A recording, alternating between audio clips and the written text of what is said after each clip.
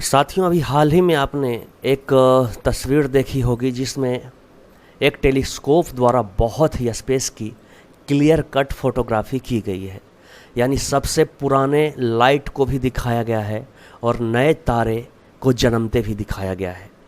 तो आज का प्रश्न यही है कि इस टेलीस्कोप का नाम क्या है? Hubble space telescope, James Webb space telescope, Voyager space telescope या आकाश स्पेस टेलीस्कोप? आपको इसका उत्तर बताएं इससे पहले हम आपको ये बता देते हैं कि हब्बल स्पेस टेलीस्कोप को 1990 में नासा के द्वारा भेजा गया था अंतरिक्ष में।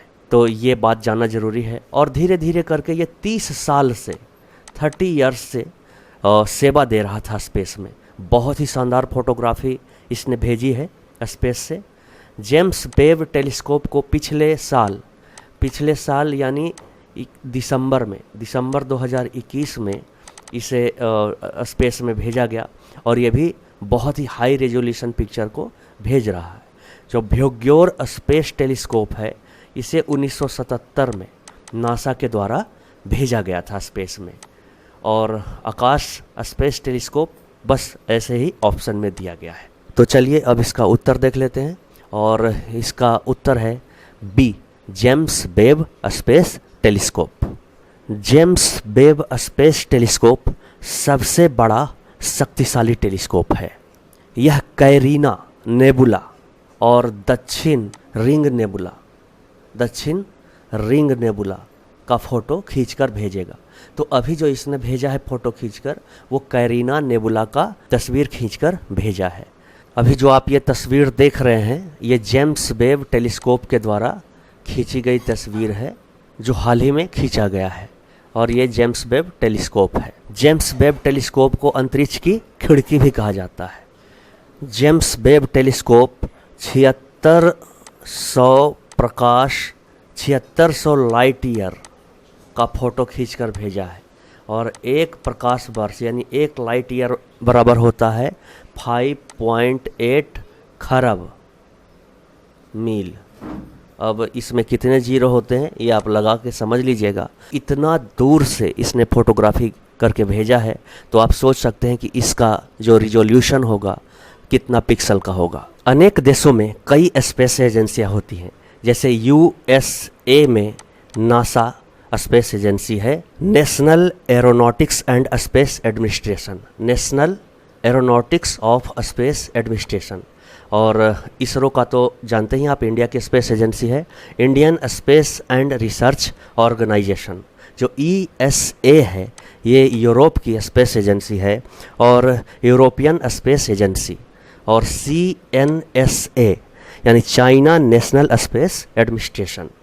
और JAXA Japan aerospace exploration agency, ये जापान की है। और रॉसकॉस्मोस ये रूस की स्पेस एजेंसी है।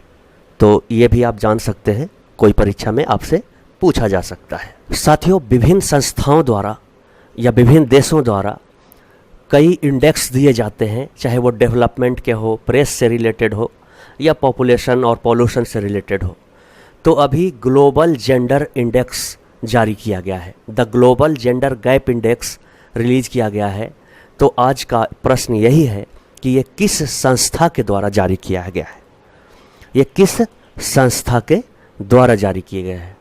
International monetary fund, world bank, world economic forum, UNDP यानी यूनाइटेड नेशनल डेवलपमेंट प्रोग्राम। हम उत्तर बताएं इससे पहले एक दो बातों पर चर्चा कर लेते हैं। जैसे ये इंटरनेशनल मॉनेटरी फंड जो है वो एक सम्मेलन हुआ था, ब्रेटन वुड सम्मेलन हुआ था 1944 में अमेरिका में और इसी में इसकी नींव रखी गई थी। तो इसकी स्थापना 1945 में हुई और इस समय 29 कंट्री इसके सदस्य देश थे और आज के समय तो इसके 189 कंट्री सदस्य देश हैं। इसमें अमेरिका का दबदबा रहता है। ऐसा माना जाता है कि इससे जो लोन लेने पर अमेरिका की बातें माननी पड़ती है। खैर, बातें जो भी हो, पर वर्तमान में इसके 189 सदस्य हैं। भारत भी एक सदस्य देश है इसका। लेकिन एक अच्छी बात यह है कि भारत के पास अब कोई लोन इंटरनेशनल मॉनेटरी फंड का बचा हुआ नहीं है। अगर वर्ल्ड बैंक की बात करें तो 1944 में यह स्थापित हुआ था और इसका मुख्यालय वाशिंगटन डीसी में है। वर्ल्ड इकोनॉमिक फोरम का मुख्यालय स्विट्ज़रलैंड में है और दावोस सम्मेलन जो आप कई बार न्यूज़ में सुनते होंगे, तो ये इसी का सम्मेलन है जिसमें बहुत सारे आर्थिक जगत के और सामाजिक जगत के भी महारथी इकट्ठा होते हैं और विश्व को अच्छे तरीके से बदलने पर चर्चा करते हैं। UNDP का मतलब होता है यूनाइटेड नेशन डेवलपमेंट प्रोग्राम और इसकी स्थापना 1965 में हुई थी। तो आइए इसका उत्तर देख लेते हैं। तो इसका सही उत्तर है वर्ल्ड इकोनॉमिक फोरम के द्वारा global gender gap index release किया गया है और इसमें टोटल 146 देशों को शामिल किया गया है, जिसमें भारत की रैंकिंग 135 है, यानी बहुत अच्छी रैंकिंग नहीं है ग्लोबल जेंडर गैप इंडेक्स में। लेकिन ये आपको जानना चाहिए, किसी भी परीक्षा में पूछ सकता है। 135 रैंकिंग है भारत की। हाल फिलहाल में जो इंडेक्स दिए गए हैं उनको एक टेबल में ये बनाया गया है, तो आप चाहें तो इसे भी देख सकते हैं, परीक्षा के लिए आवश्यक है। अगला प्रश्न है कि पहला बौद्ध संगीति यानी फर्स्ट बुद्धिस्ट काउंसिल किस शासक के शासनकाल में हुआ था और कब हुआ था, ये तो हम बताएंगे ही। इसके साथ ही इससे जुड़ी बातें भी हम बताएंगे। लेकिन किस शासक के शासनकाल में हुआ था प्रथम बौद्ध संगीति? ऑप्शन है अजातशत्रु, अशोक, कनिष्क और कालाशोक। अगर आप जानते होंगे तो आपने इसका उत्तर सोच लिया होगा।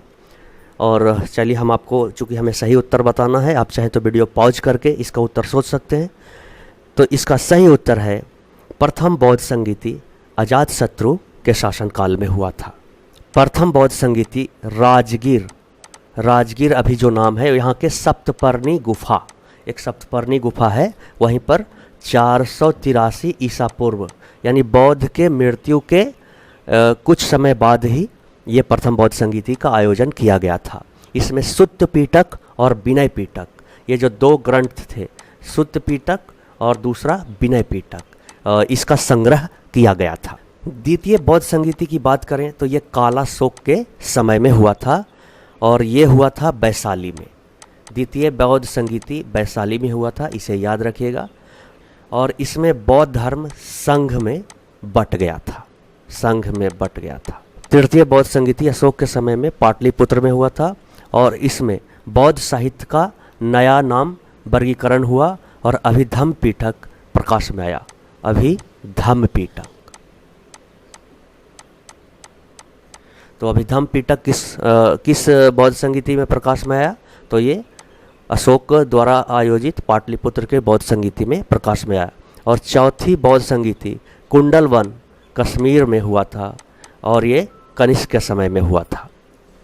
आज का चौथा प्रश्न है कि किस विटामिन को टोकोफेरॉल के नाम से जाना जाता है?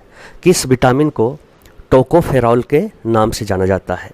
ऑप्शन है vitamin D, vitamin E, vitamin के और विटामिन बी।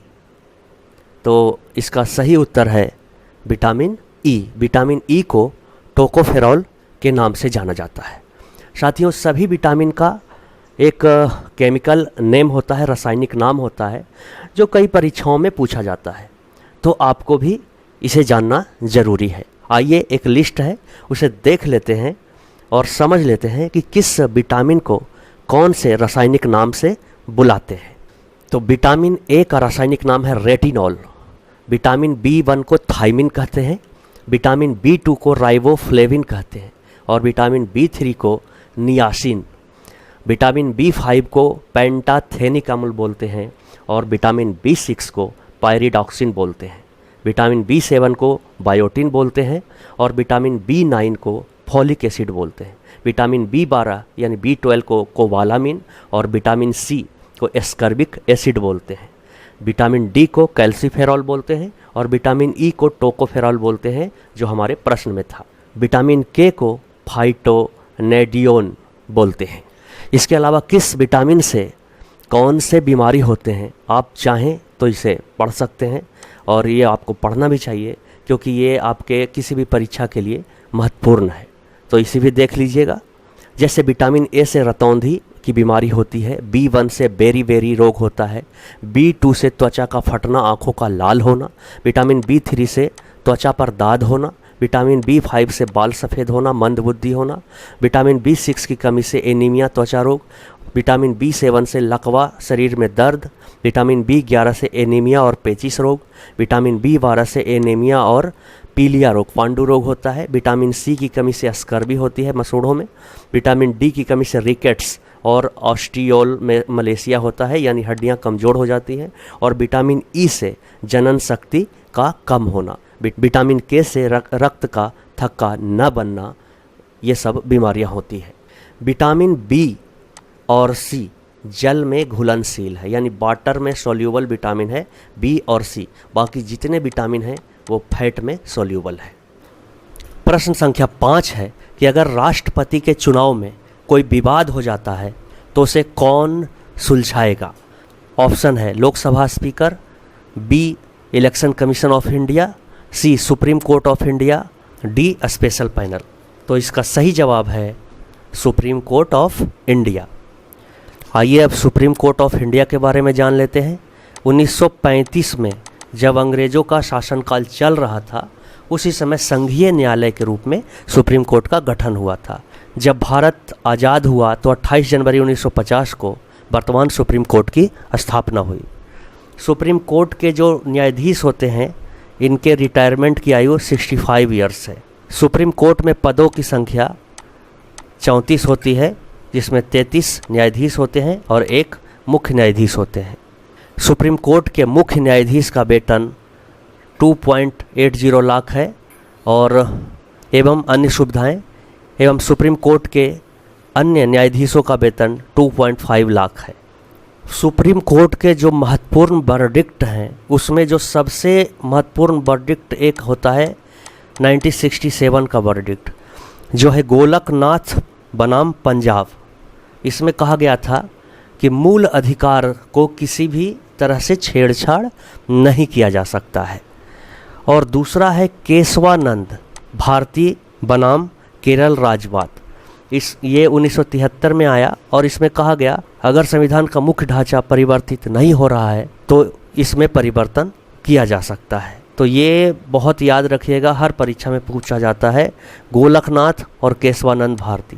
गोलकनाथ में कहा गया था संविधान के मौलिक अधिकार में परिवर्तन नहीं किया जा सकता है, जबकि केशवानंद भारती में कहा गया कि मौलिक अधिकार में परिवर्तन किया जा सकता है, बशर्ते कि संविधान के मूल ढांचा में छेड़छाड़ न किया जा सके। चलते चलते भारत और वेस्ट इंडीज़ के बीच होने वाले क्रिकेट टूर्नामेंट T20 के जो टूर्नामेंट है, इसके शेड्यूल आपके सामने रख रहा हूँ, आप चाहे तो इसे देख सकते हैं। मिलते हैं नए वीडियो में, तब तक के लिए नमस्कार, जय हिंद।